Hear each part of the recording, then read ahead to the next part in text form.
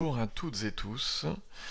Aujourd'hui, on va essayer de trouver le meilleur indicateur au monde, au miracle. Euh, on va regarder ça tout de suite. Allez, je prends un graphe. J'allais dire que j'ai pris au hasard. Non, je l'ai pas pris au hasard. J'ai pris DroneVolt. Pourquoi? Parce qu'il y a une fabuleuse hausse ici.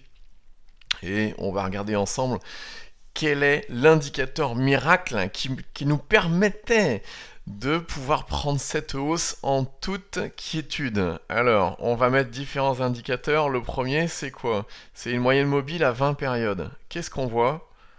Oh miracle, cette hausse, on l'avait avec l'indicateur, avec la moyenne mobile à 20 périodes.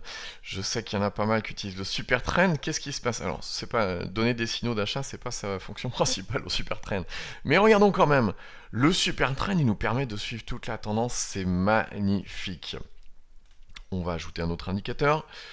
Le SAR, je sais que beaucoup l'utilisent aussi. Ah, le SAR, fabuleux. Le point d'entrée, on l'avait là, et le SAR, il nous donne un point de sortie ici, quasiment.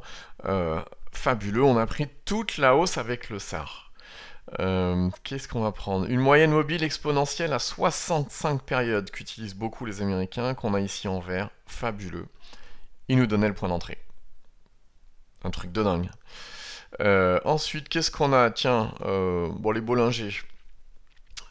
Si on regarde bien les Bollinger, ici on a une sortie des bandes de Bollinger, magnifique. On pouvait vraiment se baser dessus pour faire son point d'entrée. Dès qu'on avait la sortie des bandes de Bollinger, c'était fabuleux. Les bandes de Keltner, pareil. Ici on sort des bandes de Keltner, ça y est, on va avoir une grosse hausse, etc. Alors tout ça pour vous montrer quoi? Ben, une formidable hausse, tous les indicateurs la donnent. Donc finalement, les indicateurs, ils servent à quoi? Ils servent peut-être pas à donner un point d'entrée, parce que tous finalement le donnent le point d'entrée. L'importance dans un indicateur, finalement, c'est pas qu'il puisse nous donner le point d'entrée, mais c'est peut-être qu'il puisse nous éviter les faux signaux. On va venir un petit peu en arrière et on va regarder ce qui s'est passé. Ah, j'ai oublié.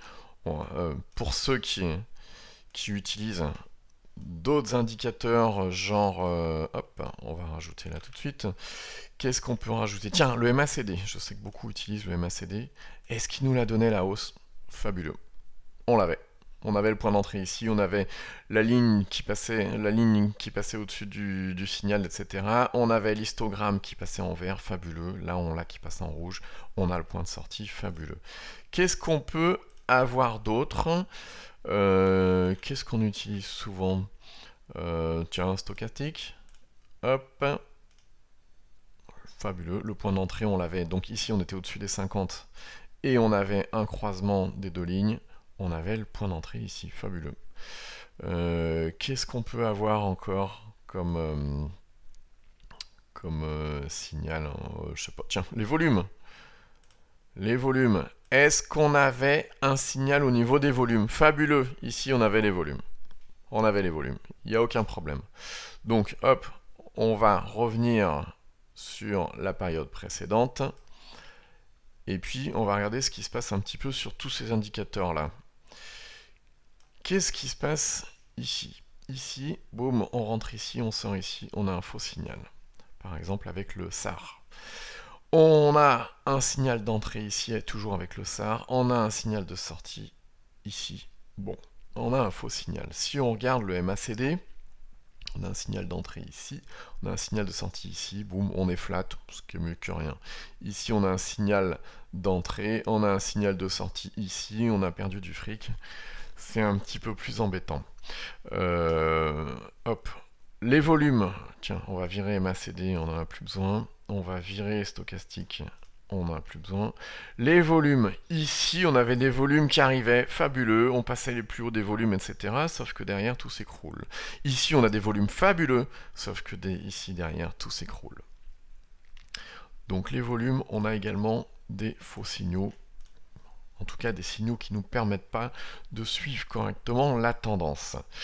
Qu'est-ce qui se passe au niveau du SAR? Le SAR, on l'a vu, il nous a fait faire un petit peu n'importe quoi. Je sais que je vais m'attirer les foudres de pas mal de personnes en disant ça, mais bon.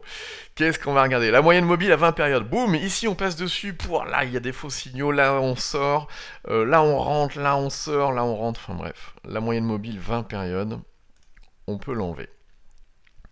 Le super trend, qu'est-ce qui se passe? Ici il est haussier, sauf que là, donc on va revenir un petit peu en arrière, par exemple, avec le super trend.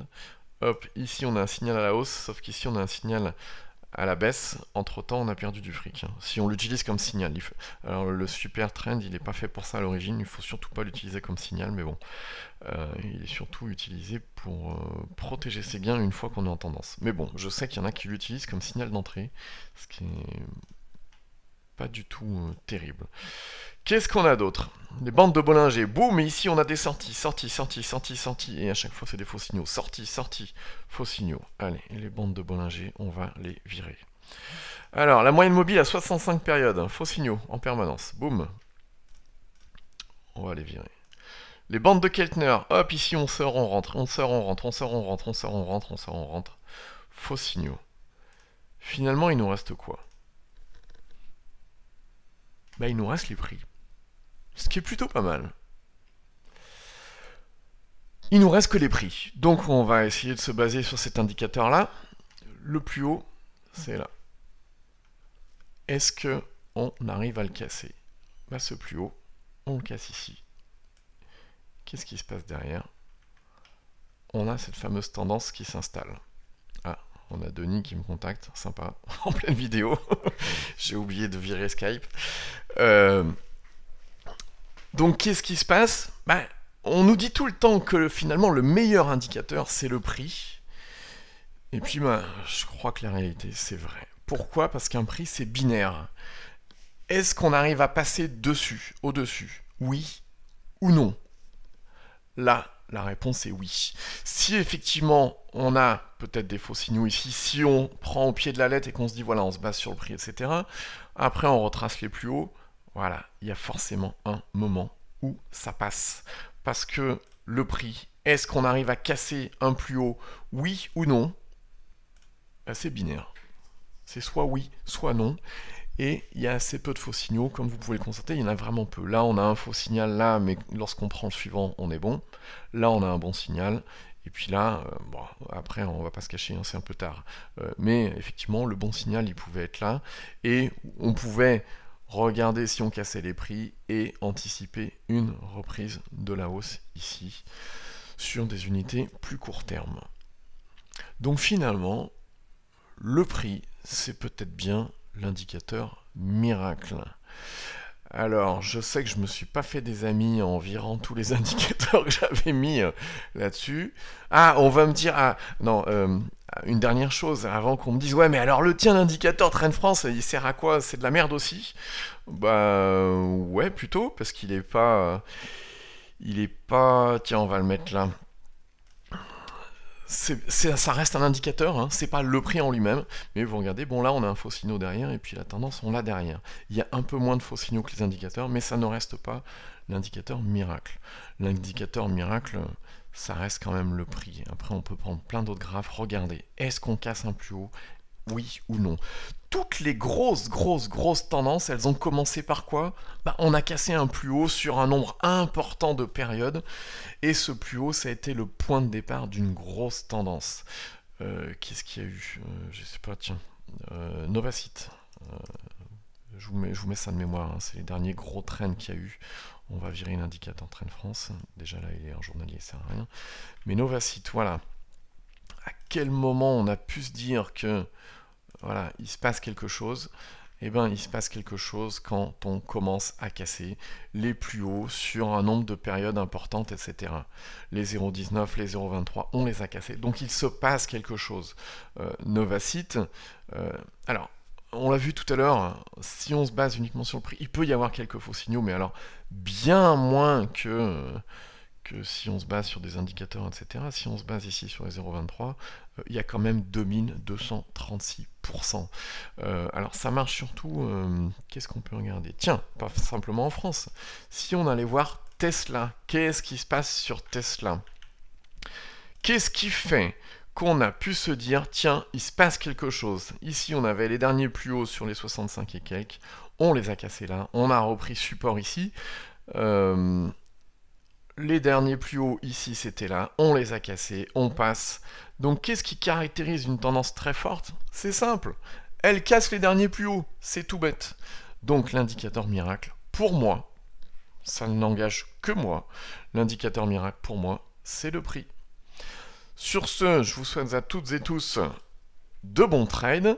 N'oubliez pas, si vous souhaitez suivre les prochaines vidéos, de vous abonner et de cliquer sur la cloche si vous souhaitez être alerté des prochaines publications. Allez, bon trade, bonne journée.